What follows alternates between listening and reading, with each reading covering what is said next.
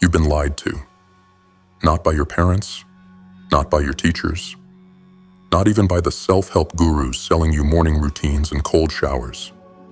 You've been lied to by the fundamental premise of modern existence, that everyone starts from the same line, and success is simply a matter of who runs fastest. They tell you to work hard, to stay focused, to be consistent, to show up every day. And when you can't, when your brain betrays you, when your focus shatters like glass, when the simple act of starting feels like dragging a boulder uphill, they tell you it's a character flaw, a lack of discipline, a failure of will, a weakness. But here's what they don't tell you. Some people are running on pavement. Others are running through mud. Maybe you've got a diagnosis, ADHD, autism, anxiety, depression. Maybe you're neurodivergent, and the world wasn't designed for the way your brain processes reality. Or maybe you don't have a label at all. You just know that what comes easily to others requires every ounce of your strength. You watch people glide through tasks that destroy you. They can sit still. They can focus on demand. They can follow through without the constant war inside their skull. And you wonder, what's wrong with me? Nothing. And everything. Because here's the truth that will set you free and crush you at the same time. The world doesn't care about your wiring. It doesn't care that your brain misfires. It doesn't care that you have to work 3 times as hard to achieve what others stumble into. It doesn't grade on a curve. It doesn't give participation trophies. The world has one question. Did you deliver? Not. Did you try your best? Not. Was it hard for you? Just. Did you deliver? This is where most people break. They hear this and collapse under the weight of it. They decide it's unfair, that they were dealt a bad hand, that they can't win a rigged game. And you know what? They're right. It is unfair. Some people's brains produce dopamine on demand. Yours doesn't. Some people can switch tasks without feeling like they're ripping their consciousness in half. You can't. Some people can sit in a meeting without their thoughts scattering like startled birds. You struggle. It's not fair. It's not your fault. And it doesn't matter. Because the universe is indifferent to fairness. Reality doesn't care about should. It only cares about is. And what is true is this. You can either spend your life mourning the brain you don't have, or you can build something extraordinary with the one you've got. But the warriors among you, the ones who refuse to bow, you understand something the victims never will. Fairness is irrelevant. Results are everything. You can curse the mud. You can rage against the fact that others have it easier. You can spend your entire life demanding accommodation, understanding, recognition that your path is harder. Or you can accept the friction and weaponize it. Because while everyone else is optimizing for comfort, you're being forced into evolution. While they're running on autopilot, you're manually piloting every single move. While they're trusting their defaults, you're engineering your survival. And that is where the advantage hides. Not in having it easy, in being forced to build what others inherit. Think about it. The person who can focus effortlessly never learns to build systems that force focus. The person whose brain cooperates never develops the discipline to override a brain that doesn't. The person who glides through life never builds the resilience you forge every single day just by existing. They're stronger than you in their default state. But you're becoming stronger than they'll ever be in your engineered state. This is not inspiration. This is the cold mathematics of adversity. When you're forced to build every tool by hand, You understand how every tool works. When success requires maximum effort becomes your baseline.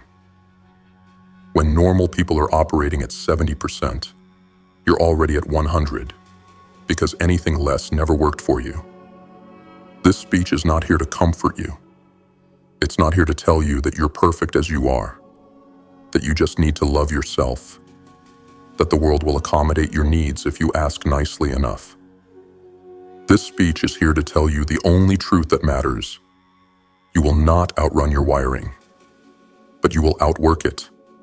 You will not fix your brain, but you will dominate it. You will not become normal, but you will become unstoppable. The path forward has 3 steps. Not easy steps, not comfortable steps, but steps that will transform the weight you carry from an anchor into a weapon. Step 1. You will see the game clearly.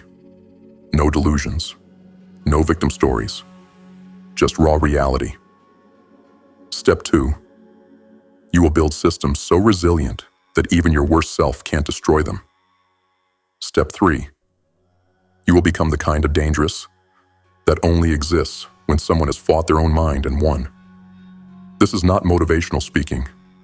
This is tactical warfare. And the enemy is everything inside you that says you can't. Let's begin. Step 1. The diagnosis. See the game clearly. No delusions, no victim stories, just raw reality. Let's start with the uncomfortable part. You are operating at a disadvantage. I'm not going to sugarcoat it. I'm not going to tell you that ADHD is a superpower, or that neurodivergence is just a different way of thinking that society should celebrate. Maybe it is. Maybe in a different world your brain would be optimized for survival. But we don't live in that world. We live in a world built for neurotypical processing, a world that rewards sustained attention, linear thinking, emotional regulation, and the ability to do boring things consistently. If your brain doesn't do those things naturally, you are playing the game with a handicap. Acknowledge this. Own it. Stop pretending it's not true. Because the moment you stop lying to yourself about the difficulty level you're facing is the moment you can start building a real strategy. Here's what the warriors in this room already know. Every hard thing you've accomplished required acknowledging how hard it actually was. You didn't build discipline by pretending discipline was easy. You built it by recognizing it was brutal and doing it anyway. The same applies here. If you're neurodivergent, your baseline is harder. Starting tasks is harder. Maintaining focus is harder. Managing emotions is harder. Transitioning between activities is harder. Filtering distractions is harder. And no amount of toxic positivity will change that. But here's where it gets interesting. Everyone else is also fighting something. The disciplined warrior who seems to have it all together, he's fighting his own demons. Maybe not ADHD. Maybe it's trauma. Maybe it's self-doubt. Maybe it's the voice that tells him he's not enough, that he'll never be enough, that all his effort is just delaying the inevitable collapse. The high performer who looks effortless? She's probably dealing with anxiety so severe that success is the only thing keeping her from falling apart. The entrepreneur who seems unstoppable? He's likely running from something: failure, mediocrity, the memory of who he used to be. Everyone has friction. Yours just has a name. And that's actually your first advantage. When you know what you're fighting, you can build a defense. When your enemy is invisible, when it's just a vague sense that something is wrong but you can't name it, you're swinging at shadows. But when you can say, "My brain doesn't produce dopamine efficiently," or "I have executive dysfunction," or "I struggle with working memory," you have tactical intelligence. You know where the weaknesses are, which means you know where to reinforce. The person who's never had to fight their brain, they have no idea where their breaking point is. They've never had to build systems because their brain is the system. And when life eventually punches them in the face, and it will, they'll crumble because they never had to develop resilience. You've been developing resilience every single day just by existing. Every time you forced yourself to focus when your brain screamed for stimulation, you built mental armor. Every time you completed something despite the executive dysfunction, you forged discipline. Every time you showed up when it would have been easier to quit, you became more dangerous. So here's step 1 in full. Stop apologizing for your wiring. Stop wishing you were normal. Stop mourning the brain you don't have. Instead, see the battlefield clearly. You're fighting a harder fight than some, easier than others. The specifics don't matter. What matters is that you're still here. You're still fighting. And that means you're already stronger than everyone who quit. Now we build. Step 2. The weaponization. Build systems so resilient that even your worst self can't destroy them. Here's where most people fail. They rely on motivation. They rely on willpower. They rely on their brain to cooperate. Your brain will never cooperate. Not consistently. Not reliably. Not when it matters most. So if you're waiting for the day when focus comes easily, when tasks don't feel like torture, when your brain just works the way you think it should, you're going to be waiting forever. The warrior mindset doesn't wait for ideal conditions. It creates conditions where success is inevitable. This is the difference between amateurs and professionals. Amateurs need to feel motivated. Professionals build systems that don't require motivation. Amateurs rely on their best days. Professionals build for their worst days. And if you're neurodivergent, your worst days are worse than most people's, which means your systems need to be bulletproof. Let me be specific. You cannot rely on memory. So you build external scaffolding. Your brain won't remember the task, so you don't ask it to. You use alarms, checklists, visual reminders, apps that won't let you ignore what needs to be done. You remove memory from the equation entirely. Normal people can keep things in their head. You can't, so you don't. You make the environment remember for you. You cannot rely on sustained focus, so you build in breaking points. You don't try to focus for 3 hours straight. That's a neurotypical strategy. You focus for 20 minutes. Then you break. Then you focus again. You work with your brain's rhythm, not against it. Pomodoro technique. Time blocking. Interval training for the mind. You turn your distractibility into a feature by designing work sessions that end before your focus does. You cannot rely on willpower, so you remove decisions. Every decision is a tax on your brain, so you eliminate decisions wherever possible. Same morning routine, same work environment, same start time. You don't waste willpower deciding if you'll do the thing. You just do the thing. Because that's what happens at this time, in this place. The less you rely on moment-to-moment discipline, the more you free up your brain to actually perform. You cannot rely on dopamine, so you engineer it.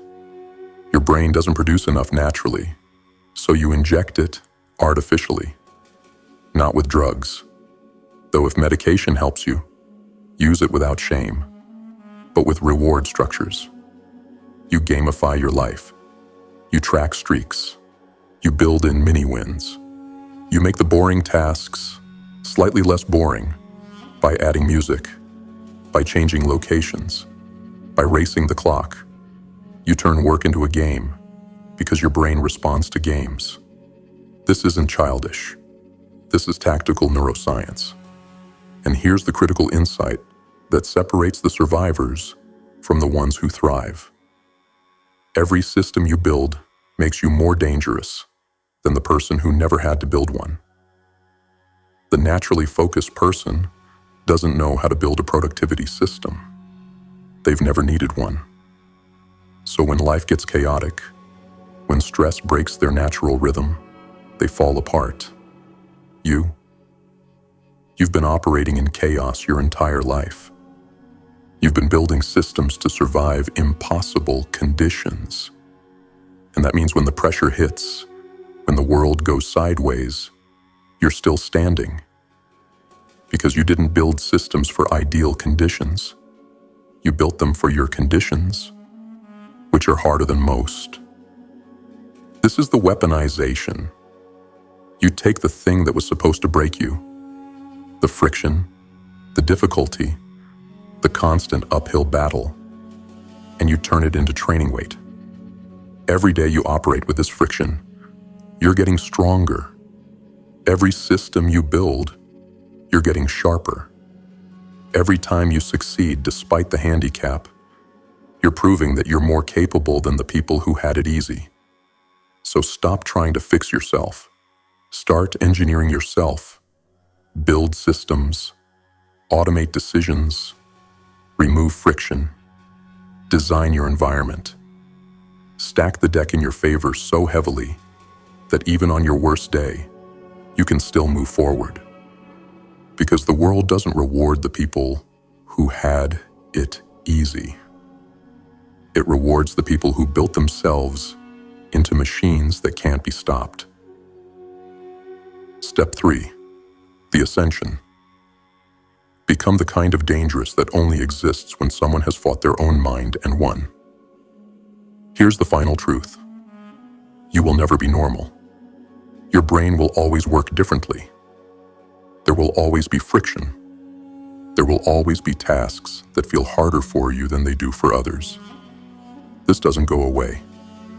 But here's what happens when you stop fighting against your wiring and start fighting with it. You become something better than normal. Let me explain what I mean by dangerous. Dangerous doesn't mean aggressive. It doesn't mean reckless. It means unchained. It means you fought the hardest opponent you'll ever face, yourself, and you've won enough rounds that you no longer fear the fight. It means you've built systems so strong that external chaos doesn't break you. It means you've turned your disadvantage into an advantage so sharp that people who had it easy can't compete. Here's what this looks like in practice. You become immune to excuses.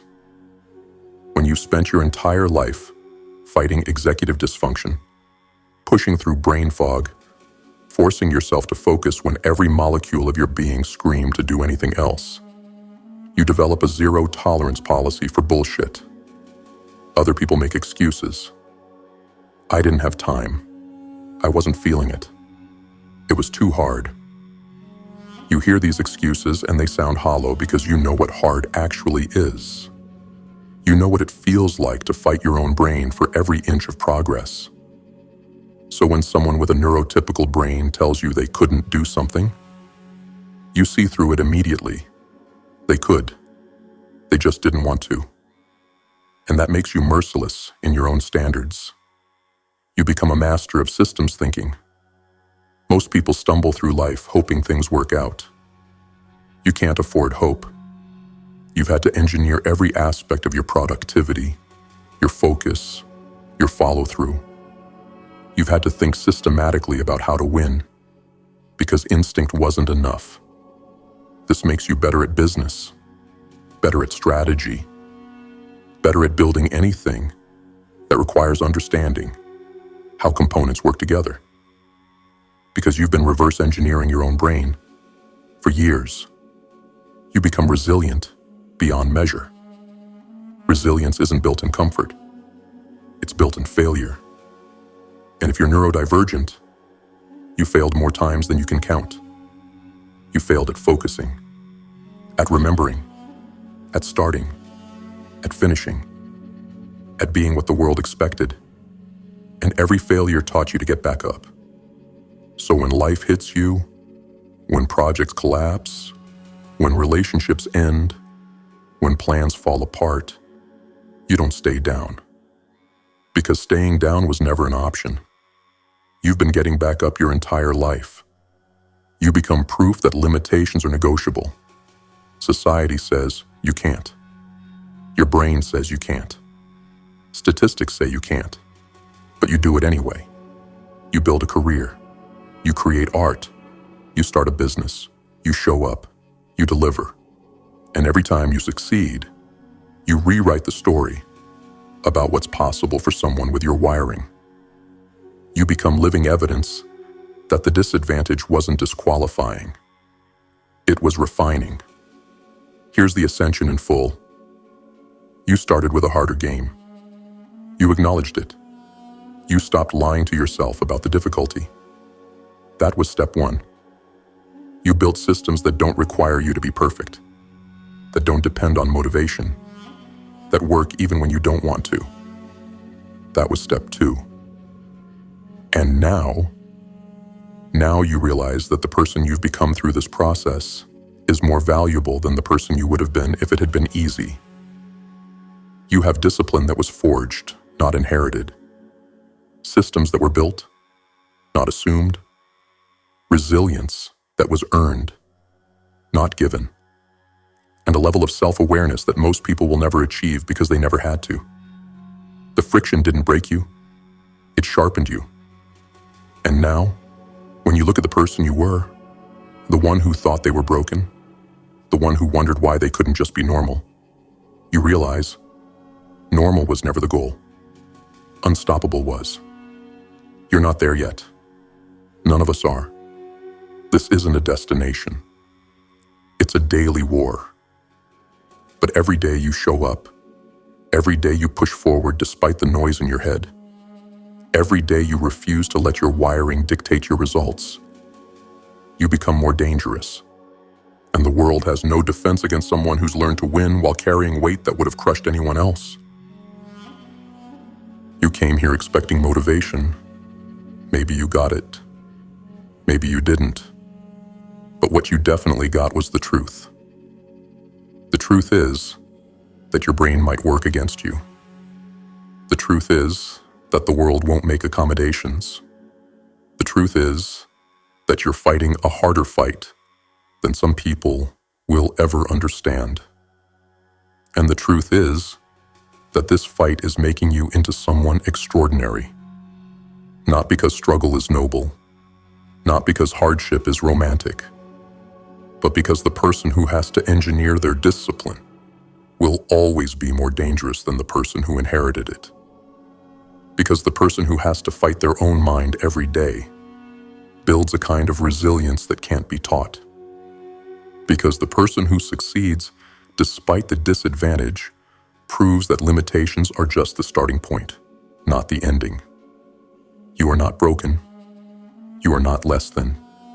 You are not disqualified. You are at war.